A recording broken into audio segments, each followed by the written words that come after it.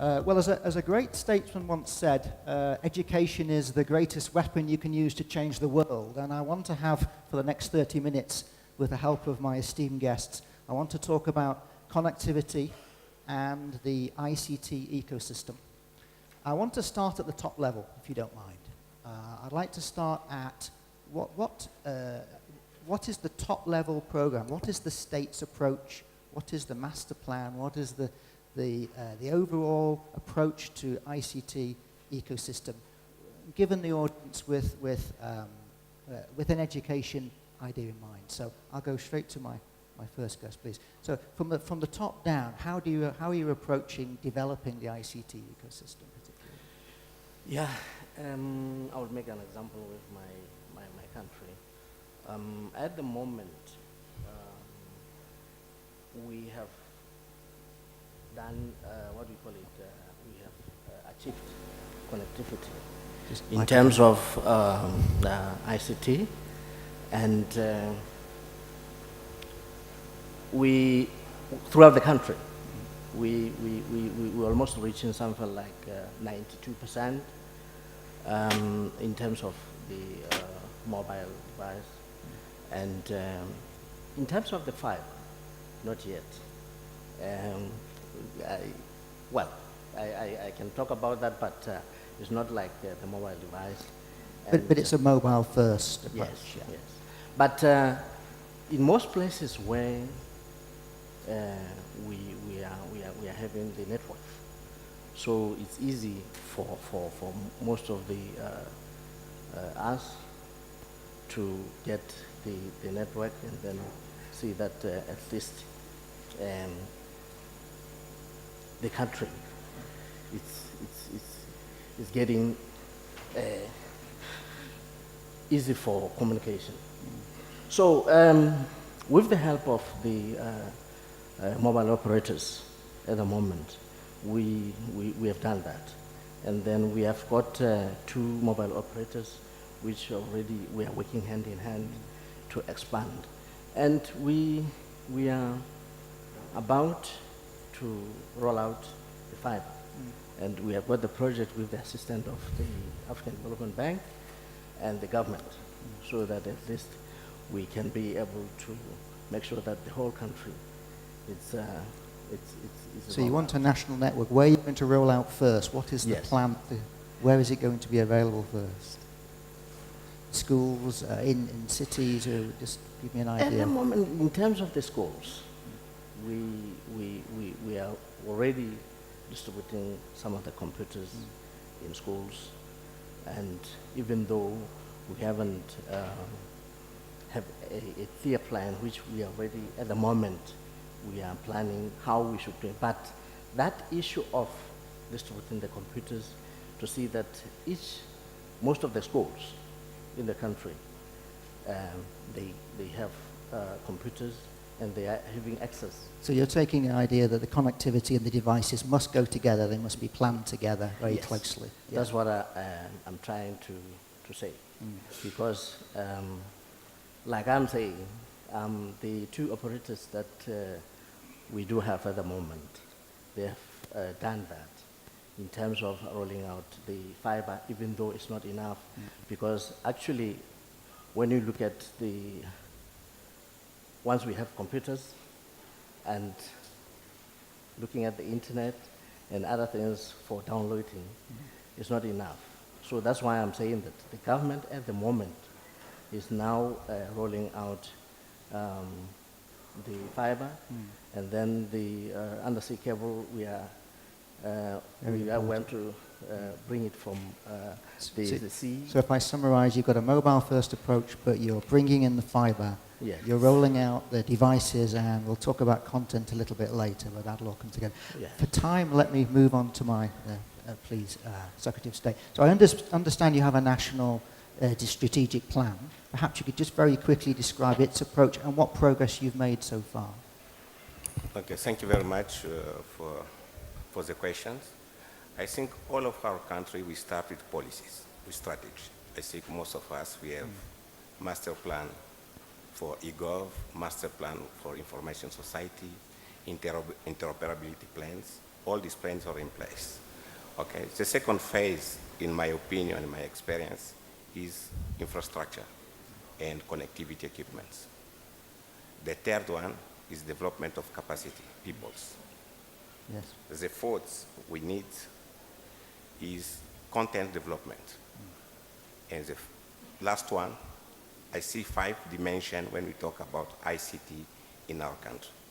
The last one, not the least, is evaluation and monitoring. Yes. We have to do an evaluation, okay?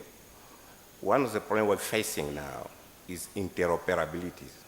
Okay, many of our ministries, they have solutions, and the solutions don't talk each other. And we replicate when you duplicate all these things. One of the big challenges we face, because we talk about plans, infrastructure, okay, of course in Angola, we did all these things. We deployed more than 20,000 kilometers of fiber optics.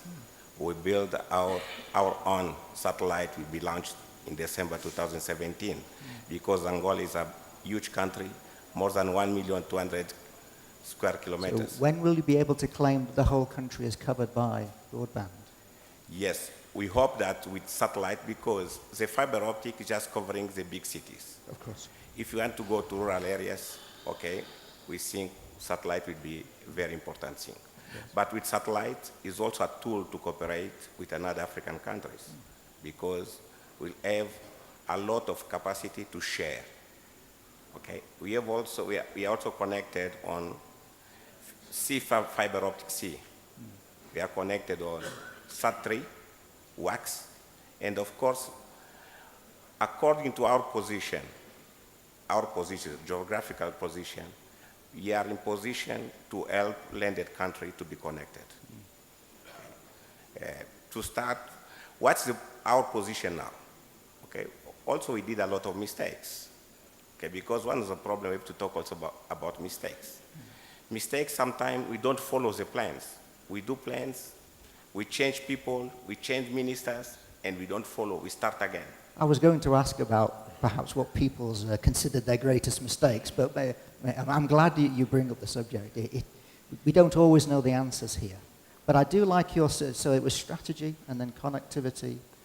Strategy, first is policy and strategy. Second is the connectivity and equipment. Third is development of capacity buildings. Capacity. Fourth is content development. And last one, evaluation and monitoring. Well, I think that's a very good list. I think that's an insight for everybody, hopefully, that I like to, because I do believe that the most successful countries have a top-down strategy. It's the one thing I look for when I'm coming in and doing anything in a country, is what is the overall strategy that's going to bring all this together. Thank you very much. I'd like to move on to the Principal Secretary for Kenya. So we've heard a lot about Kenya. We heard about it was data design and devices, I think was one of the key strategies. But just in terms of how does that translate then into your approach to connectivity and building the infrastructure within Kenya?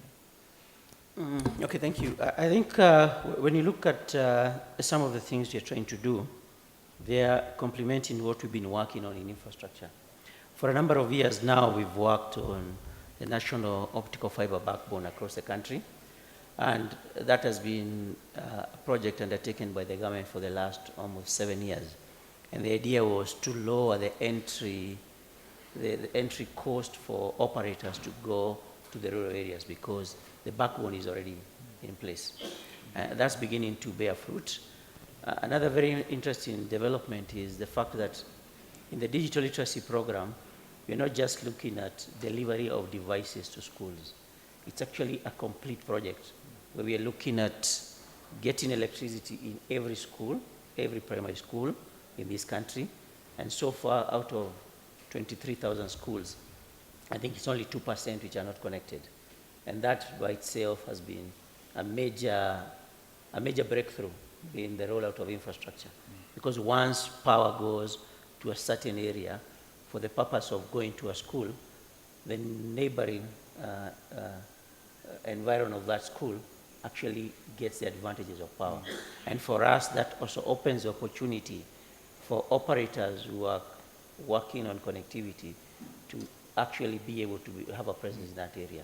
We're also looking at teacher training as a facility, as well as improvement and enhancement of classrooms as we move on.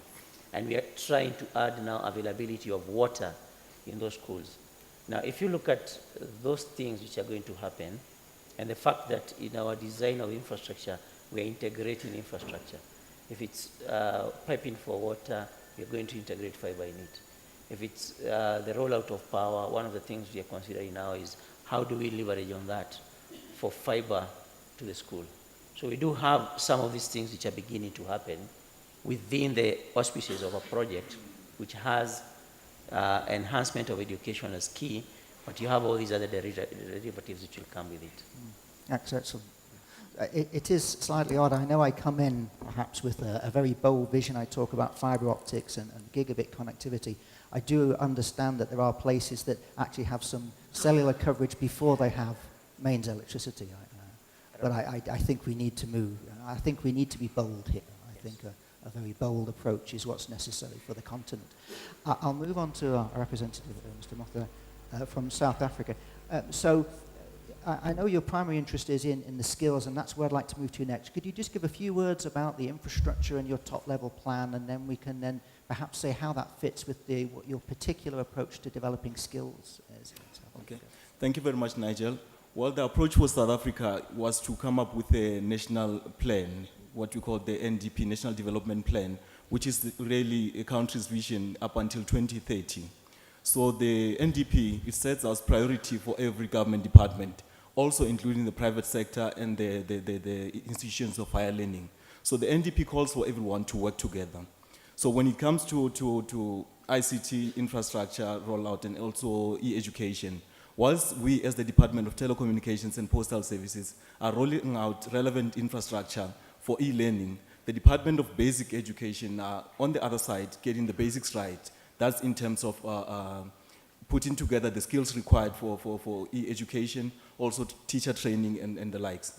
But also in terms of the DTPS as the custodian of ICT infrastructure rollout, we also have approved a policy in 2013 called South Africa Connect, which is really about connecting all of South Africans or South African citizens with broadband, most especially emphasizing the connectivity in the rural areas.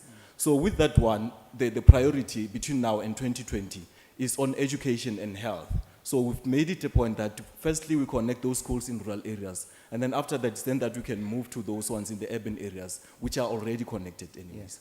Okay. Thank you. So just give me an idea on that national plan of connectivity. What kind of speeds and so on are you hoping to achieve? Okay, thank you very much, and I'm glad that you asked.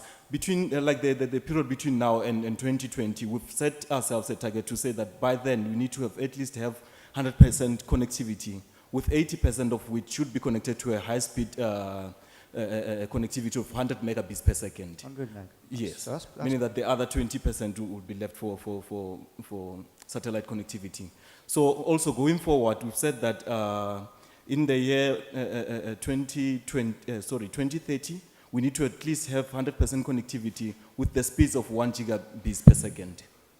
That's what we have in terms of... So you are moving toward the gigabit world is definitely in your plans then? Yeah, that we've put it at a later stage, and also it's important to emphasize that these speeds are also put in our national development plan. Yes. To say that the Department of Telecoms and Postal Services working together with the basic education need to have at least reached those speeds.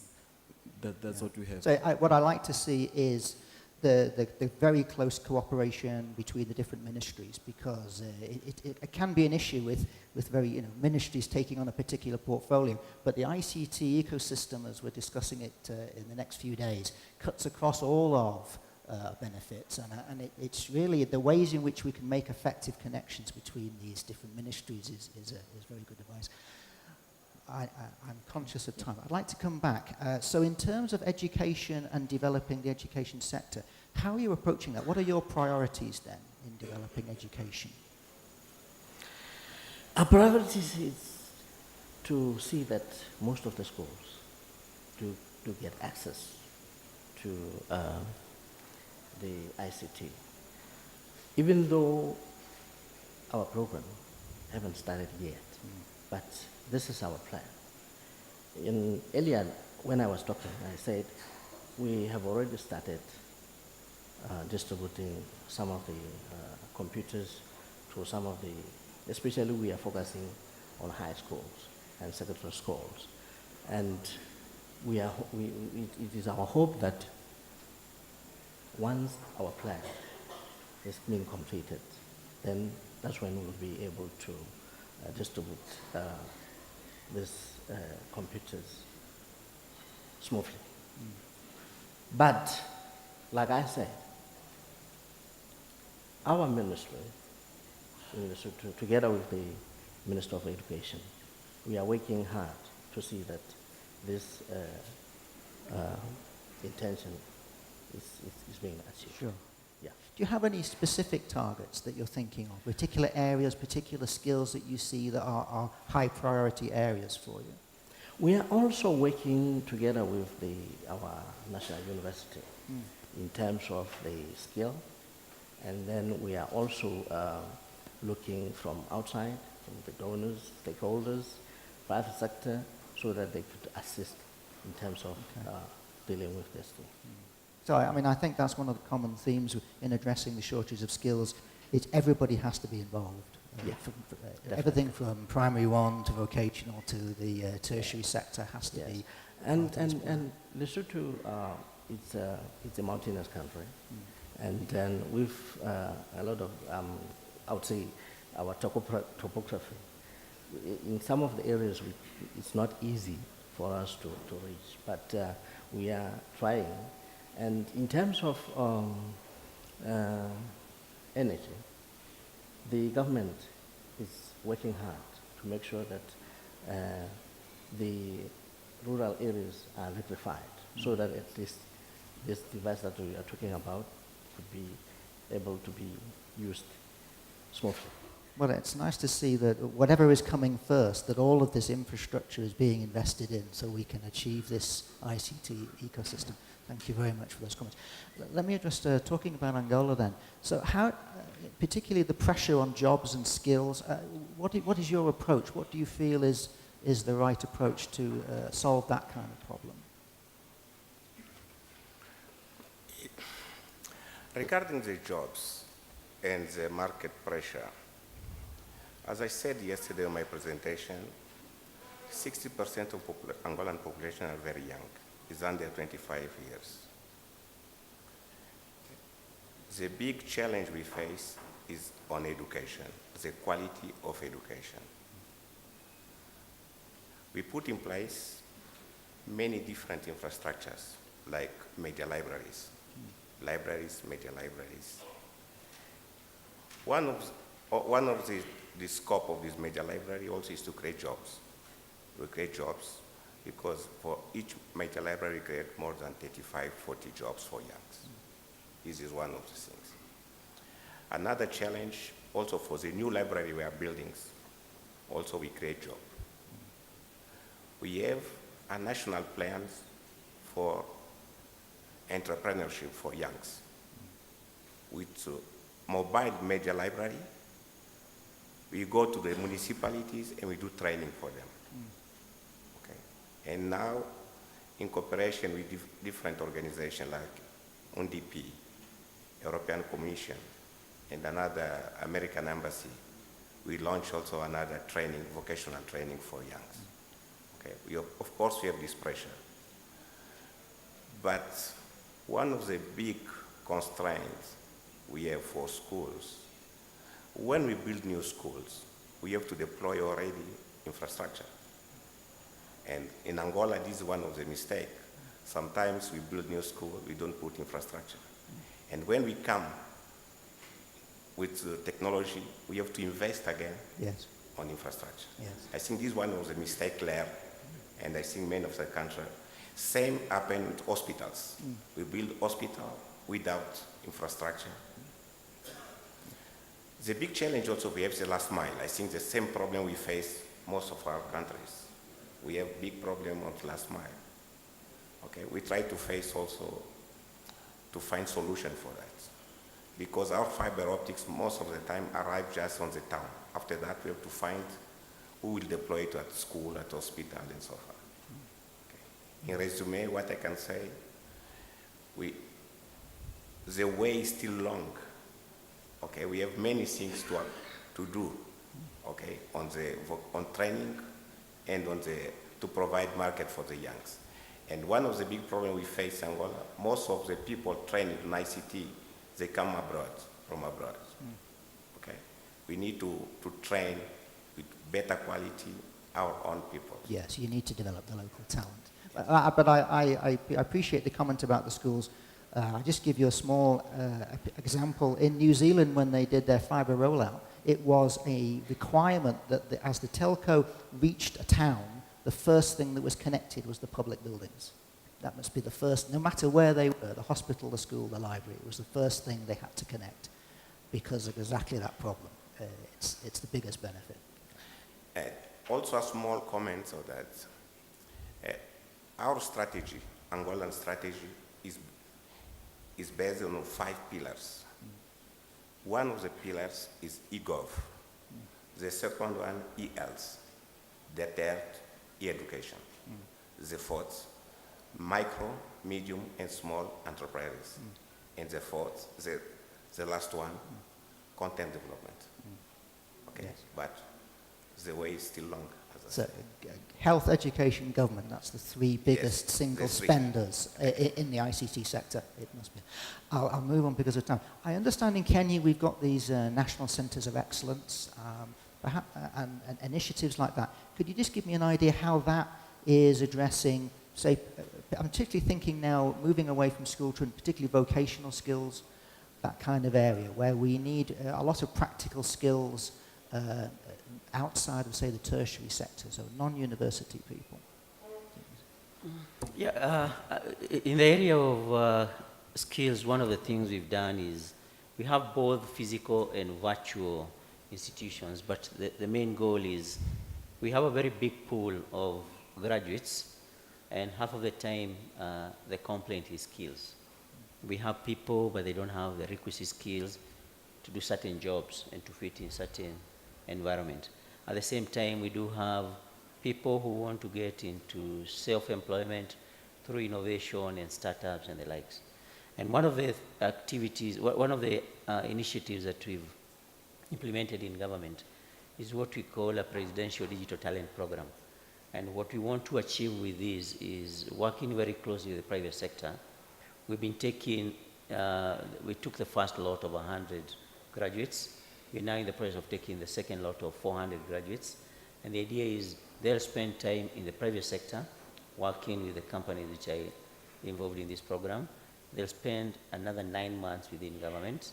And in the process, they'll be able to gain requisite skills which will give them a kickstart. But during that time also, they work on projects. They try to discover what is it, especially in the public sector, which is not being done correctly, and what ideas do they have which can be used to improve and come up with a solution.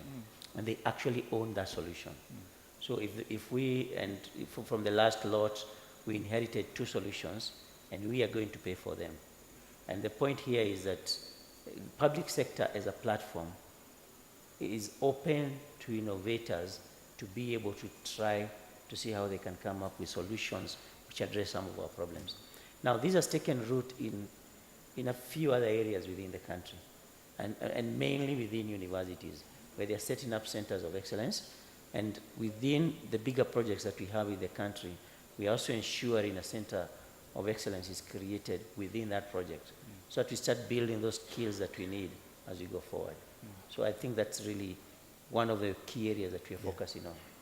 I'll just give everybody one anecdote. I was reading recently Spain has quite a high unemployment rate, something over 10%, but they find they have a shortage of skills. They're bringing people in from, say, Latin America, Brazil, with language skills. So skills development is absolutely crucial, and it's so big a problem that you can't solve it with a single program. You have to have multiple approaches across all of the sectors, people who have now in the workplace, people who need to be retrained. It's a big problem, and I think it's something that we keep coming back to. because of time, I'll work from the end there. So I would just like every panelist, if you could give me, of all the things that you're doing in ICT connectivity, what was the thing that most surprised you, in that it gave you the most benefit? Thinking back of all the things that you've done in your programs, perhaps the thing that you said, that was that was excellent. What was the thing that most surprised you in terms of ecosystem development? Okay, thank you very much, Nigel. I would think government coming together, working together, as opposed to working in silos. Because, for example, ICT, like e-education, it calls for multiple ICT, multiple ministries working together. So for us, it's been surprising how much we can achieve working together. Yes. And then it's not only about on the issues of e-education, it is also about building the ICT industry itself, because you have multiple ministries working together. You have, for example, small business ministry, you have the trade and industry ministry, you have the science and technology ministry, you have telecoms and postal services, all working together with one goal of building a sector. I think that's so unity in terms of working together as one government has been beneficial extremely to important us as a point, country. yes. Without that, a lot of the effort becomes wasted. I'll come back to this end. So most surprising, the thing that gave you the most benefit in terms of programs or policies, what would you say? Yeah. Nothing yet. Yeah. One thing which sometimes we find that some of the countries, we are behind in terms of technology and all those things. It's like others, because what they will say is the coordination.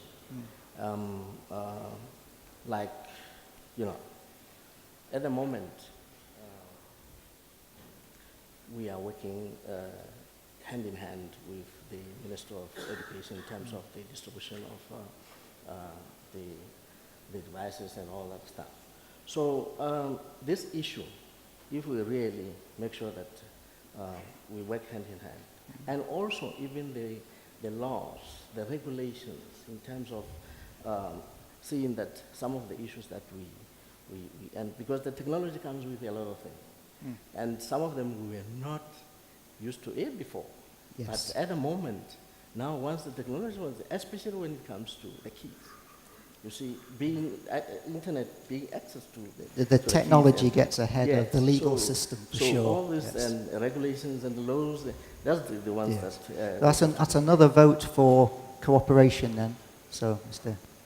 Teta, what would you say, most surprising single thing that you managed to achieve so far? Our flagship is media libraries.